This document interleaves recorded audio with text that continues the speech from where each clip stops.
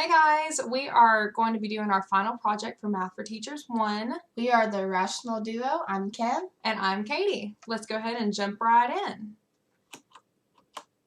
So first we have this diagram, and we're going to consider some numbers. Considering the numbers 8, 10, 11, 12, and 13 with a rule of 31. Kim, what does it mean when we have a rule? Okay, the rule is to take these numbers and add them horizontally and vertically, and you should get the sum of 31 both ways. All right. So we're looking at our numbers here on the side. I see that, of course, if we had paper, then we could encourage our students to maybe add those together. So I would say definitely a great place to start is throwing 8 there in the middle of the diagram. Because it's the smallest number. Yeah. And then that way we can add the big numbers on the sides to equal this up. Yeah, so we see here that 8 plus 10 plus 13 absolutely equals 31. Yes. So we would just encourage the students, 8's already in the middle, so it's going to be a part of each equation. And so we would put 10 on top, and then just kind of going around, of course, placing our numbers, and we'd see that 8 plus 10 plus 13 is 31. And then, of course, 12, 8, and 11 is 31 as well. Yeah, so, I wouldn't expect them to get it the first time just because these numbers are so hard to mix around to get the same sum. So. Yeah, definitely some trial and error. Just plug and play for sure. Jumping right along. So, go ahead. So, looking here, we are going to define the perimeter for some of the shapes and assume each square is 1 by 1 foot. So, we were giving blocks in the beginning of the semester, and we have to basically make all different kinds of shapes and sizes of them. So we got most of the possibilities listed on here, or all of them. We're not going to do all of them. We're just going to do a couple examples. So what we're going to do is, as you can see, we to find the perimeter, we're going to add all of the sides. Not the inside, but all of the sides of the shape. So if we inside would be area, right? Yes, area. Okay. Perimeter's on the outside. Area's in the middle. All right. So let's start with this we're going to start with the basic one. So we have 1, 2, 3, 4, 5, 6, 7, 8, and 9, 10, 11, 12, 13, 14, 15, 16, 17, 18, 19, and 20. So that means all of the sides of this will give us the perimeter equals 20 feet. So, and remember to encourage the students to label it, because if we would have said just 20, it would have been incorrect. Inches, centimeters, you never know. So I'm going to go ahead and let you demonstrate one. So pick any of the puzzles. Okay, let's take a look at this one here. So we're just going to go around the outside, right? Yes. So do we have to write the numbers? If you can count them in your head, I encourage you to write them just because I can see them. Sure. But some people can just see it in their head and just count. Yeah. So you can even just put a little dot there if you want. 1, 2, 3, 4, 5, 6, 7, 8, 9, 10, 11, 12, 13, 14. Perfect. So 14 would be the perimeter. 14 feet. Yes. P equals. So it's kind of like if we were to build, say, a fence. Yes. So for our dog. So the perimeter would be how big the fence would actually be. The area would be the feet inside of the where the dog would actually have to play. Okay, cool. So I think that was easy to understand. Yeah, for sure. So this is an addition pyramid. Do you remember these? Yes, I actually love these. I love these. They're very fun. So what we can do with this, starting with the bottom row, I know there's a couple different ways that you can work this that the students will see it. So sometimes the number will be up top, and we'll have to solve just the middle row, or there's lots of different ways. You can either work from bottom up to the pyramid, from the top of the pyramid to down. So we're given the numbers 3, 5, and 4 though. So that's what we're going to start with. So let's just start with 5 and 4. Okay. 5 plus 4 is, of course, 9. And Okay. then we would just add 5 and 3, which is 8. And then we would say 8 plus 9 equals 17. Awesome. Yeah. Awesome. So I think that's a great, basic one to start with. It's a good example. Yeah. How about this one here? I see that we have, of course, the variable x on the bottom. So looking at this one, we're still given, even though this is a variable, we're still given the answers on the bottom, but we're also given the solution. So what we're going to do is we're going to start the same way we did. So we're going to do 7 plus 3, and then that will give us 10. So if we write 10 there, we could see 25 minus 10 to get this answer. So let's do 25 minus 10. I'm going to write everything out. That way everybody can see where I'm getting these answers from. Yeah. So, and as you can see, you can always double check your answers because 15 plus 10 is 25. So we're going to go down the pyramid. So 15 minus 7, that should give us 8. So x should equal 8. And we can double check. So 8 plus 7 does equal 15. And then, as you can see. Yeah. So, I mean, there's a couple different ways, that you could, of course, solve that problem. And there's not necessarily a wrong way or a right way, just so that, Just depending on what you're given. Just go off what you're given. Absolutely. Well, that was fun stuff. How about if we're given a key and we want to find out? So, this question was, we want to find out who's married to who. Yes. So we could make a chart for that. So let's just go ahead and work this together. Okay. And all we would do is, of course, read the key, and we could put X's for the ones that we know are not solutions, and then put a check mark or smiley or whatever we want to put. I feel like that's a good way to go. So let's just go ahead and work it. So we have Floyd. Oh, that's an answer right there. So Floyd is Josie's brother. So Floyd is Josie's brother, so they cannot be married. No. So we're going to mark that one off. Once we're done with it. Process of elimination. Absolutely. So Josie and Gus dated some. So Josie and Gus are not married. So we know that. But then Gus married his present wife, or met his present wife. Okay, so that's just kind of a tidbit. Yeah, that's just telling us Josie and Gus aren't married. So Kitty is married to Will. Okay, so if we see that Will is married to, I'm going to do something fun. We're going to do that. Hearts, because they love each other. Yes, so we're going to go ahead and mark out the ones that we see that they're not married to. And mark this out, of course, because if you don't, you're just going to end up with a bunch of open boxes and you're going to confuse yourself. Absolutely. So just do process of elimination. So next clue is Anne has 2 brothers. Does that really help us yet? Not quite yet. Let's look at the next one. So Anne's husband is an only child. So that tells me that whoever Anne's husband does not have any siblings. So, and up here, I know I kind of marked it out, but we're going to look. So, we know that Floyd has a sibling, so we can mark Floyd out on Anne. And then that, of course, that leaves us with Sarah. So, we can mark all these out with Sarah. So, we're going to look, and then Anne has 2 brothers. Anne has 2 brothers. So there are 2 X's there. I didn't even see this. Oh, Gus is married to Anne. Oh, well, very good. And then Josie is married to David. And we can double check our work. We're going to look here. That should be an X there. Oh, sorry. Excuse me. That's all right. So, so we have Will is married to Kitty. Sarah is married to Floyd. Josie is married to David. And Anne is married to Gus. Very good. So, that was pretty simple. Yeah. I mean, like I said, just process of elimination. Take your time. Don't try to hurry and do this. Yeah, so we just kind of use the clues and, of course, crossing the clues off as, we use them. But then we see that sometimes we do have to refer back to them. Yes. Yeah.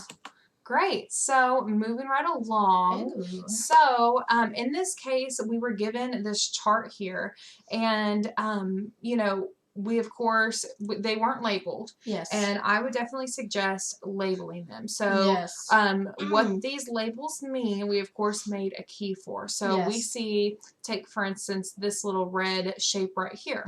We see that it's HLR. So what does that mean? So that would mean hexagon. It would mean it's large, and it would mean that it's red. So does that description match what it looks like? Yes. Yeah. So we're just kind of labeling them. Yeah, absolutely. Because we see over here that we're going to use those letters as, to write them. Yes. Okay. So taking a look at this, this means anything that is large. Hexagons. And because if it was the union, it would be hexagons. But this is just one. So it'll be a large hexagon. So looking at it, we can see, the large hexagon would just, it would be anything that's large. Yeah, large and hexagon. So this is an example. Yeah. It doesn't say if it's red or blue, so it could actually be this one too. Large hexagon would be those two. So anything that's large and hexagon. So it could really only be those 2 there. Okay, so what about C union H? So that's a good way to see. So that is and then that is or. So it could either be circles or hexagons. So we see that we have circles or hexagons. So that's not including the triangles. So we see that these are our only two for that one. So we cannot include the triangles. Yes. But now. So the T with the line over it and R. So what that means is it's red shapes that are not triangles. Yeah, that's what that little line above the T means. It means everything except the triangles. So red shapes that are not triangles. So we have red hexagons. We don't have any blue circles, but so it's left with red hexagons. So that's that one as well, or that one. It didn't matter. And then that last one would mean it says so that's and so circles and small and red. So anything that is a small red or circle. Okay, so that's everything again. Once again, everything except for a triangle or anything that's blue. So we're left with really just these. Anything that looks like those. And it could be the big hexagons, it could be the small hexagons, or, you know, if we had small circles or big circles. So just understanding what those mean. Absolutely. Awesome. Moving right along. How about some lattice multiplication? I thought that was pretty fun, but it kind of scares me just a little. Hey, that's all right. That's all right. I'm here to help you. Okay. So, what we are going to do with this is, so see how this one here, it only has 2 digits for each. So that's how we know to set up our box. So if this second number would have had 3 digits in it, then I would have made it a 2 by 3. Yeah. But this is a 2 by 2. So what we're going to do is we're going to put 2 over this column, and then we're going to put 8 here, and then 3 here, and 2 here. Awesome. And so all we do, this is really fun, once you understand it. It is a little hard to grasp at first, though. But we're going to do 2 times 3. So we know what 2 times 3 is. So I have a question. Yeah. So if it's only a 1 digit, the sum is only 1 digit, what do you do with the other half of the box? So what you would do, you don't have to put anything. But for me, I'm a very visual person, so I like to put 0 as a placeholder. Yeah. Because, that makes more sense. For instance, like 2 times 3 is 6. Okay. So right here, I would put 0 and then a 6, because it's the same thing as saying 6. Yes. But of course, if it was, if I put the 0 after, then that makes it 60. So I see the difference. You got to be a little careful with it, but it's all right. So then 8 times 3 is 24. And then moving right along. So 2 times 2 would be 0 again, and then 4. And again, 0 is just that placeholder.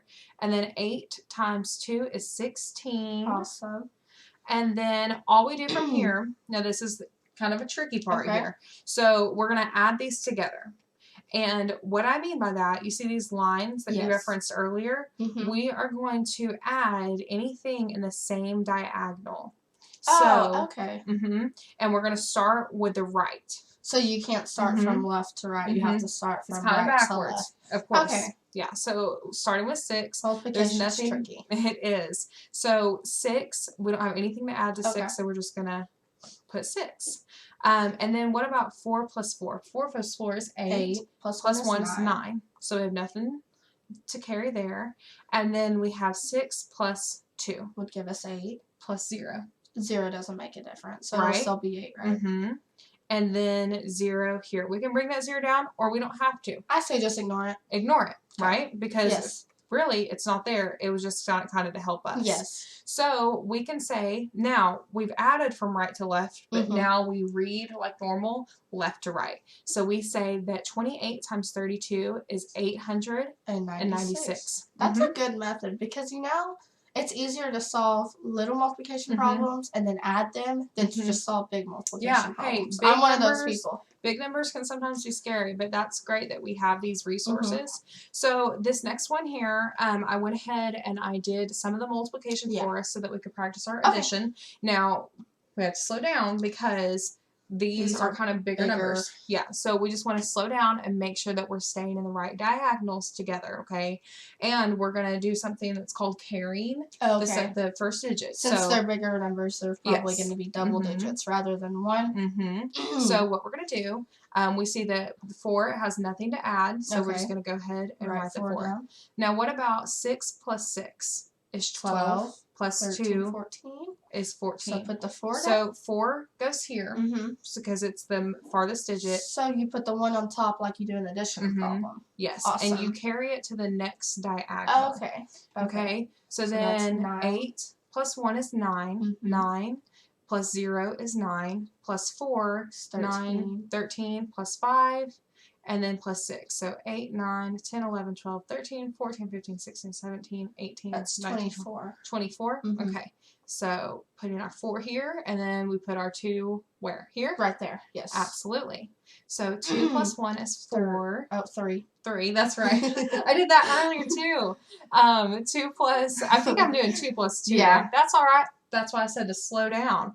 Because simple mistakes, right? Will mess with the whole problem. That's right. So slow It'll down. change all your numbers. It will. So 2 plus 1 is 3. 3, 4, 5, 6, 7, 8, 9, 10, 11. Awesome. So we put our 1 here and then carry our 1. And so That's 4 plus 1 is 5, 6, 7. So 7. And then we're just left with 1. 1. So there. And then, again, how do we read it? Left to right. So we're going to go... We add right to left, and then we read left to right. So we're going to go all the way down this way to here. Okay? So that would read 171, comma, 4, 4, 4. So we get the answer of 73 times 628 is 171,444. Yes, ma'am. Such a big number. Yeah, that is a big number. But see how easy Easier. It was with multiplication? Yeah. Fun stuff.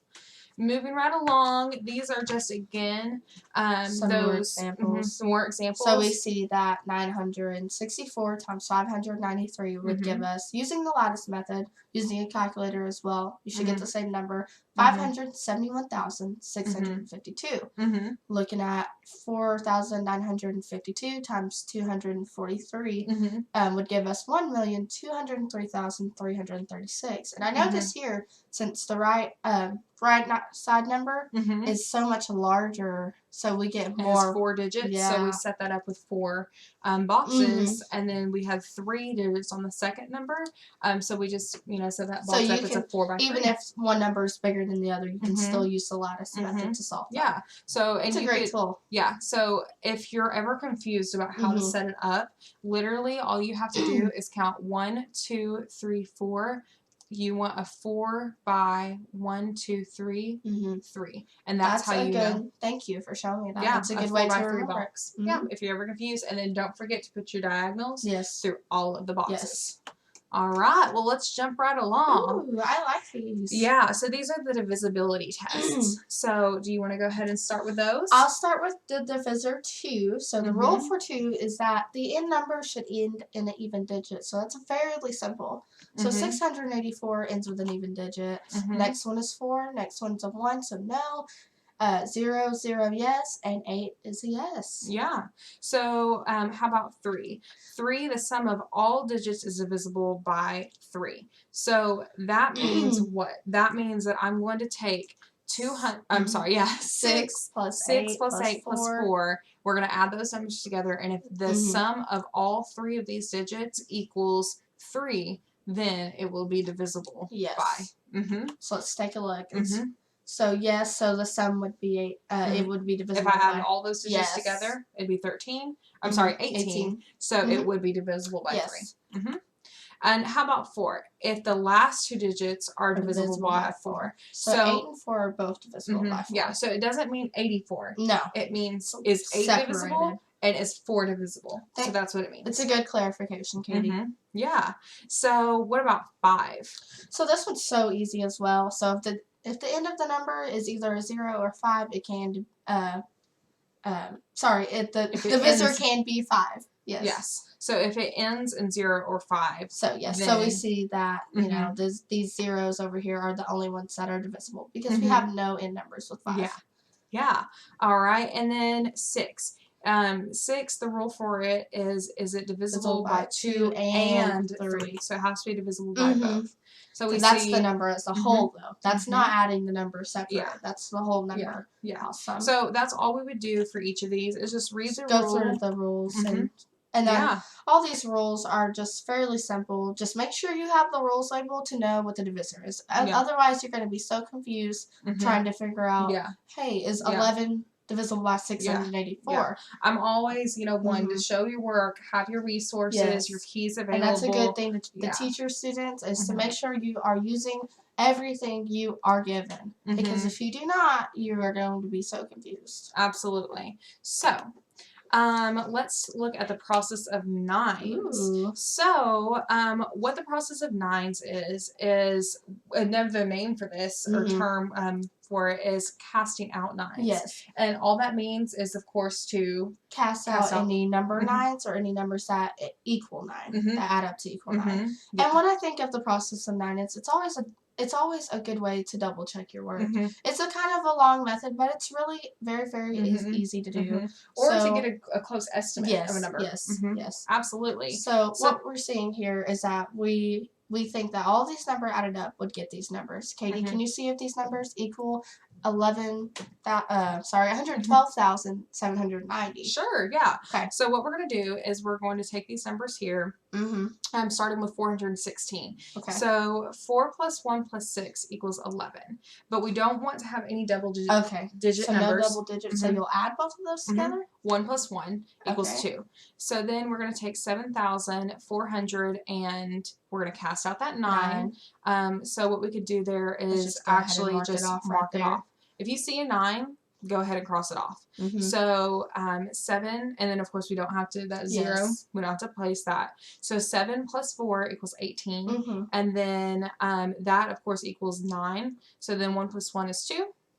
And then that's all we're going to do is just go through with those. And then what we're going to do is we're going to add 2. So you add up all the sums of those numbers. Okay. So we're going to add 2 plus 2. Those kind of look like multiplication. That's okay. 2 plus 2 plus 4 equals 8.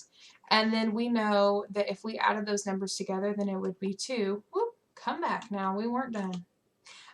So we see that they are not the same. Okay, so you get this 8 number by adding all of these, and this 8 represents the answer to this, which we obviously know these big numbers do not equal 8, but kept using the casting out 9 methods, it equals 8. Absolutely. And then this number equals 2, so those don't match. So we know that problem is incorrect. Absolutely. Awesome. So can you do the next one?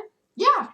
So seeing what you just told us, Katie, we are going to take all of these numbers and we are going to use the process of 9, which is casting out 9s. So we don't have any 9s here, so we're just going to do 8 plus 8 plus 5 plus 0, which 0 really doesn't matter, which gives us 18. And we don't want to have a double digit, so 1 plus 8, isn't that what you said? We don't want a double digit? Yeah. So 1 plus 8, and then that will give us 9. And I'm just going to go ahead and circle all these answers. And then 6 plus 8 plus 8 plus 8 equals 30. 3 plus 0 equals 3. We all know that. And then, so we see that 5, 6, yeah, 7, okay, 8, I was 9. going to say, okay. So 9 plus 5. 9 plus 5 equals 5. 5. Because we're casting out the 9. Sorry, I just didn't read that right for some reason. Yeah, that's okay. It's kind of confusing whenever you have it worked out beforehand. Yes, this is kind of a recap. I'm sorry about that. No problem. So as we see here, casting out that 9, so 6 plus 0 plus 2 is 8. And then, so we know all of these numbers added together, that double digit, 2 plus 5, will give us 7. So that should be the answer of this half. So now, using this number, 23,892, by using the casting out 9s, we're going to mark that out, and then we know that that answer gives us 6. And we also know those do not match. No, they sure were close, though, weren't they? Pretty close. 1 digit away. 1 digit away, for sure. So, jumping right along to our next one. This one's kind of fun. So, what we're going to do is use these rods. And what our first question is, show which rods will measure the 9 rod. So, what that means is we're going to take the 9 rod, and what we're wondering is if I took these rods here and I placed them together, how which rods would I need to place together to equal 9? So we're just adding the rods together to get the whole of 9. Okay. So something though in class that we could do if we were in an actual classroom, those cubes that they're the cubes. So we could have the students actually take 9 cubes together and then make each of these and see Yeah, which ones that's a fit great together idea. for the same That's a length. great idea. And it's Yeah. so visual and it's hands-on, so that'll get them all engaged and motivated. Absolutely. Yeah. So that's a good idea, Katie. Yeah. So what we would do here is we would know that, of course, 8 and 1 equals 9, 2 and 7, 3 and 6, and 4 and 5. Those would all make so up. we're just adding those to get the number 9, the sum of 9. Yeah. Awesome. Absolutely. Awesome. Taking a look at the next one, we're wondering what adds up to the 6th rod. So we're just doing the same thing. Same thing. 1 and 5, 2 and 4, and 3 and 3. Okay. And then use parts A and B to show the greatest common divisor of 9 looking and at 6. those, we see that the greatest common divisor between those, and I think we have 2, but that's not the greatest. We see that we have 3 and 3 as its common divisor. So 3 would be 3. Yeah. So if we made an 18 train, which was 18 rods, same thing. What rods could make it up? So we're wondering what. So we could of course use the cubes, or after we've practiced, of course, these smaller scales. Yeah. Then we kind of move on to this greater concept of. We could use all 18 cubes, but how could we break that down again? So this is how we would do it. So adding them back all over again. Okay. Yeah. So, we're just doing 10 and 8, 9 and 9, 6 and 6, or, we could break it down with our 3s or 2s. Okay. Yeah. That's good. Yeah. So jumping right. Nope, I thought I might have skipped something. So jumping right along, again, using those cubes, what we could do, same thing, using the hands-on. Yeah, for sure. Is we're going to use the blocks again to demonstrate greatest common divisor. So we know that 12, of course, we could use 2, 2, 2, 2, 2. And these are adding to get that number, correct? Yes. Okay. That's a great way to do that. So you can just add each block to get that number. Yeah, absolutely. And then we see where we would use the 3s, the 4s, 6s, and then we would do the same thing for 18. Okay. Yeah. Pretty simple. Yeah, pretty simple fun. stuff. I feel like that would be really fun in a classroom experiment. Absolutely. So here is least common multiples. Ooh, I love these. Go ahead. So you gave us this. You gave us this little cube, prime numbers. That way we don't have to remember. Yes, I love a great key for students. So we have all these prime numbers here, and we're trying to find the least common multiple of 75, 24, 30, and 41. So what we're going to do here is we're going to go ahead and put these numbers in this box right here. So we know we got these numbers from that. And then we know that we are going to use our prime numbers to divide these numbers to find the least common multiple. So we're going to start with 2. So we're going to divide this whole row by 2, which will leave us with 75 because it doesn't divide by 2. 24 will go to 12. 30 will turn into 15. 42 will turn into 21. Since we've done 2, we're going to start with 3 again, and we're going to divide all this by 3 and get 25, 4, 5, and 7. We're going to divide it by 2 again. 25, 2, 5, and 7. And we're going to divide all of this by 5 to give us the numbers 5, 2, 1, and 7. And so what we're going to do here is I'm going to change this color. That way you can see the differentiation here. Is that we're going to take all of these prime numbers that we just used and we are going to multiply them all together. So we're using our prime numbers to find the least common multiple. So we are going to just go ahead and write them out. So we know 2 times 3 times 2. You mind listing those out? Sure. 5 times 5 times 2 times 1 times 7. All right. And that's so a long equation. It is. Do you know an easier way to write this? Couldn't we combine terms and write in descending order? Yeah, absolutely. That's a good way to go. So I see that 2s. We have 3 2s. So that would be 2 times 2 to the third. And you know what I would encourage students to do is, because this is such a long equation, cross them out. That's what I was just going to say. So just go ahead and, like we said, literally process of elimination is such a good way to go about everything. Just slow down and actually think critically and make sure you are doing everything right. Absolutely. So then I see that 5s, we have 2 5s. And this is descending order, correct? Yeah. So what that means is, so for the 2s, we have, when we put that exponent of 3, that means that we have 3 2s. So 5s, we have 2 5s. Oh. So we're just, of course, combining them. Yes. Yeah. That's a great tool. Yes. And I feel like that's a good way to teach our students how to stay organized and stay clean and not be a mess on the paper. Absolutely. So what would be our next number? Our next one would be 3.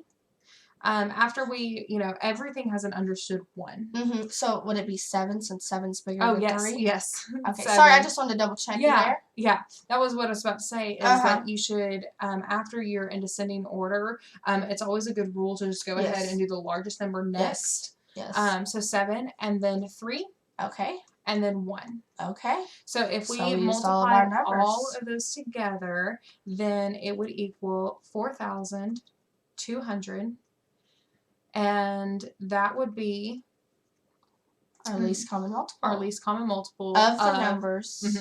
So should I go ahead and write of so everybody can see that? Of 75, 24, 30, and 41.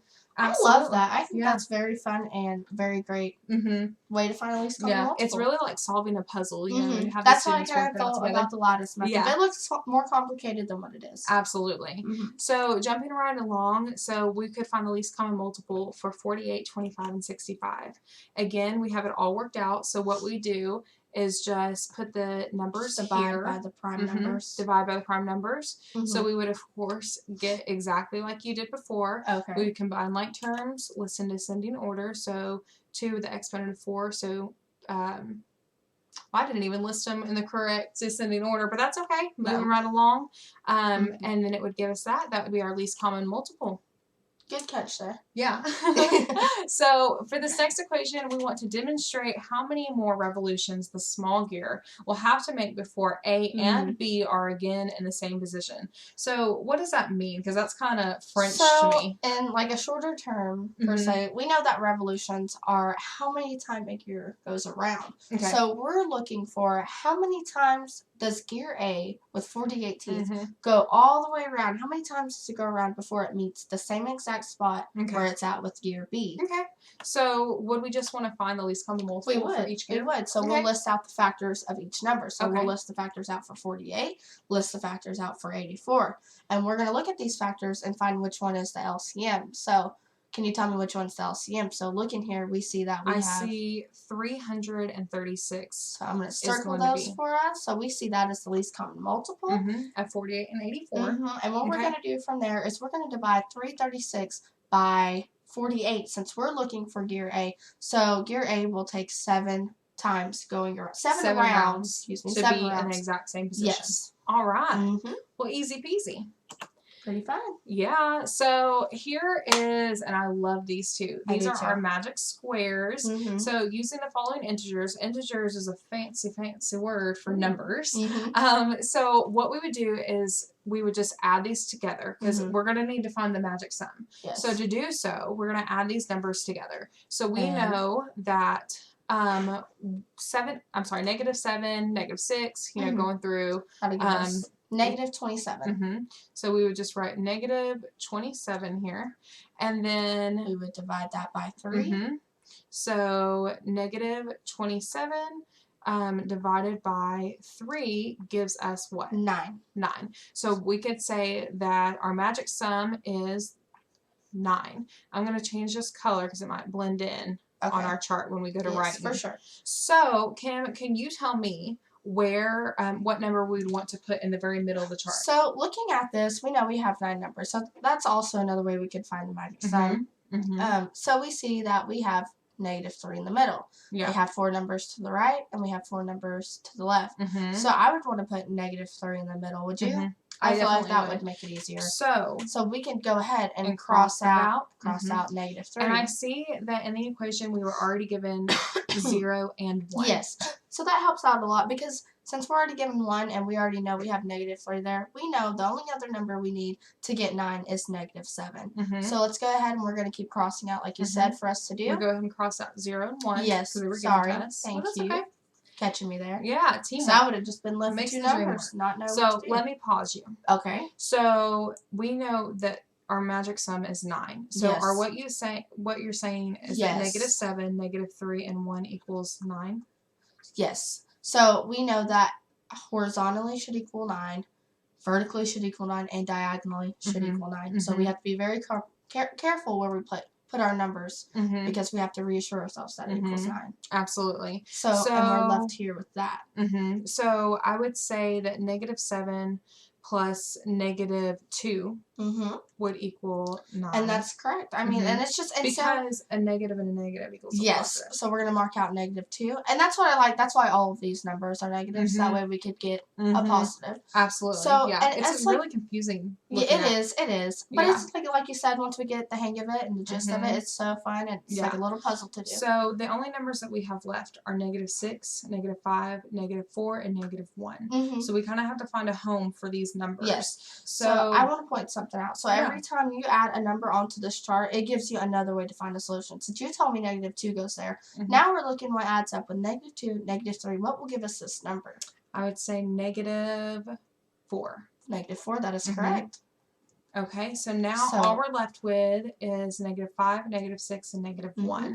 So what adds with -4 to make 9? Because 0 is, not really going to help us. So -5, because 2 negatives make a positive.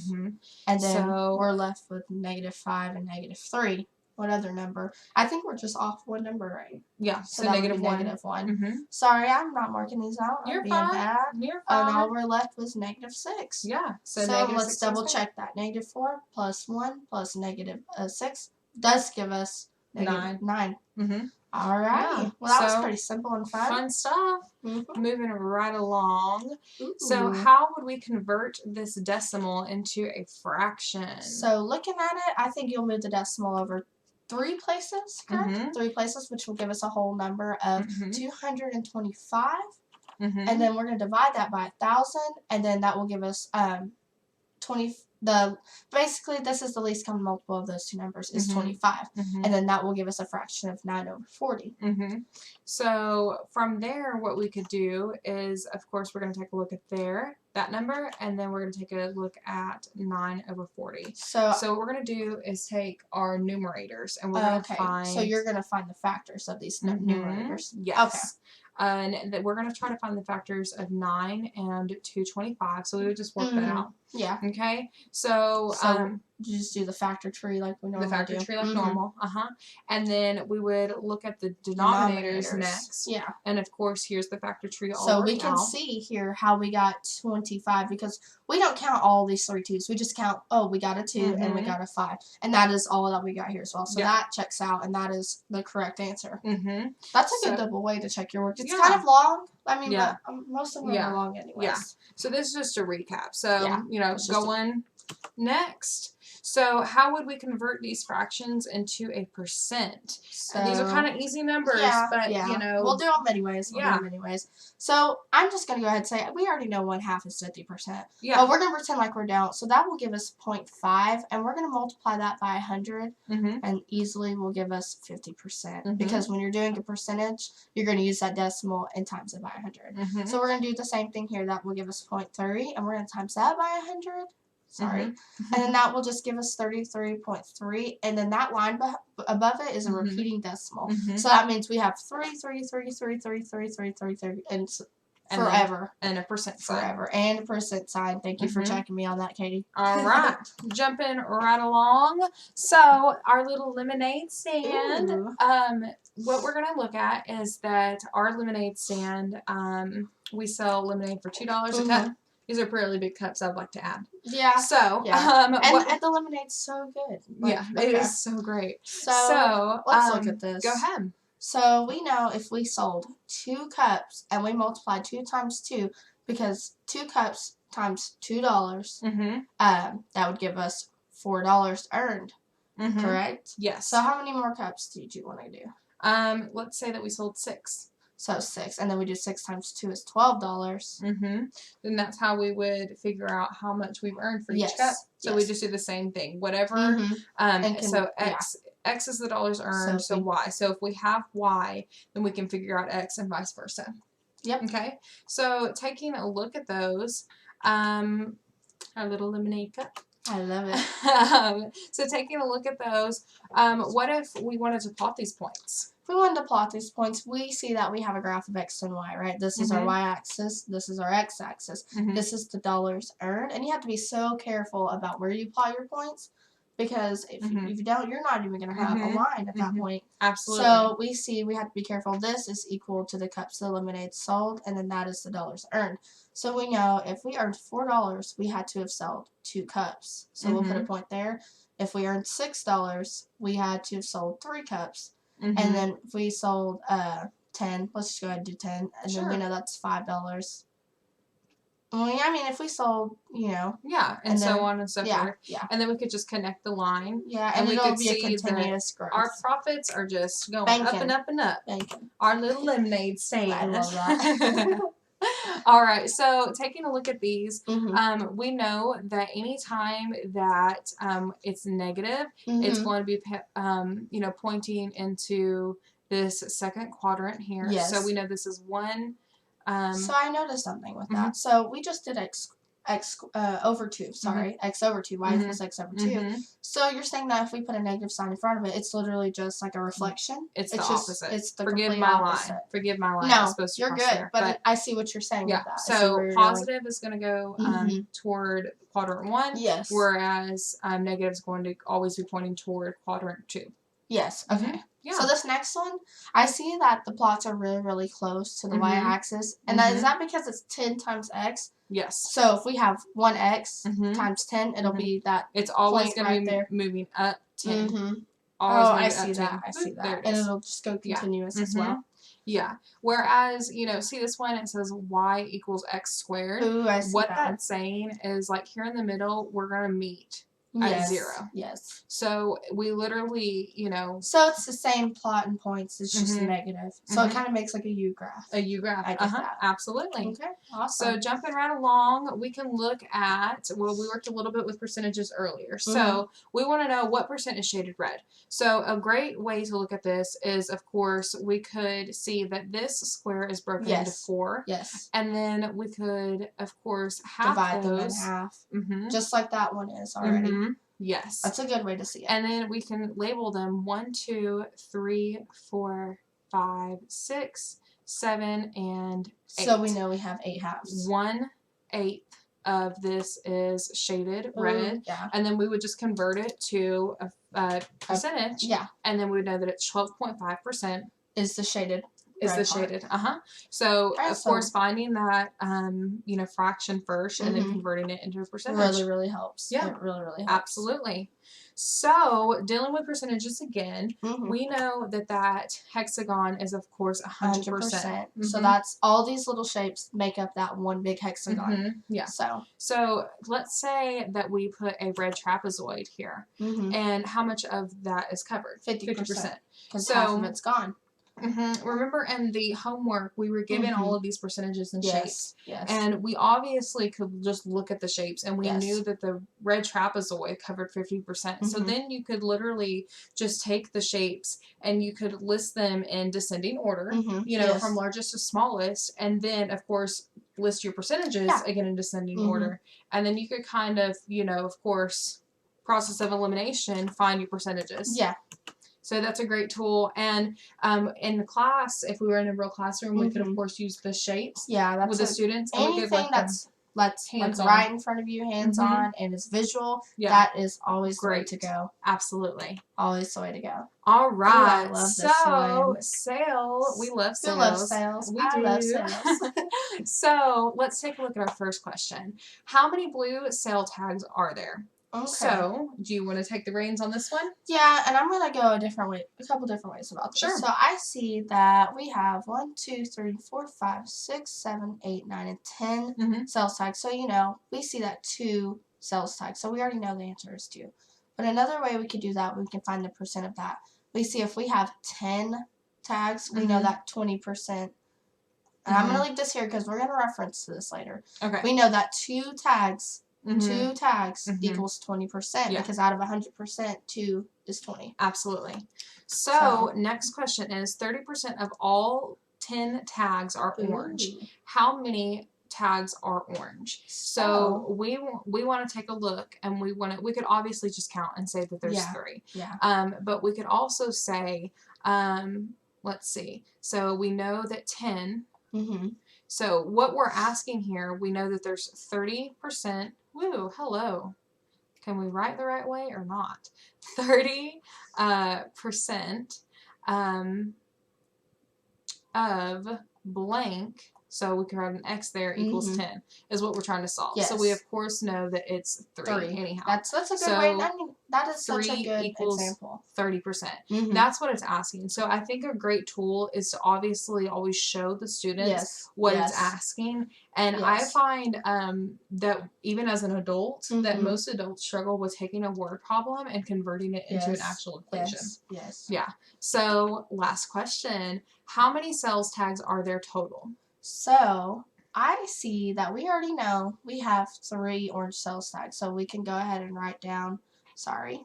We'll do a percentage and we'll do the whole. So we see if we have 30% equals 3. And then we know that 20% equals 2. Well, just by looking at the equation, we know we have 3 orange sales tags. But we also have 3 green. So we can just add 3 plus 3, and then that will give us 6. And then we know that we have 2 yellow tags and 2 blue tags. So 2 plus 2 give us 4. And if we simply just add those, we know we have 10 sales tags total. So that means we get 10 deals. Absolutely. Well, I think that that's all that we have, y'all. It's been a great semester, and I definitely enjoyed it. Excited for next semester. Absolutely. You guys have a great holiday. Thank you.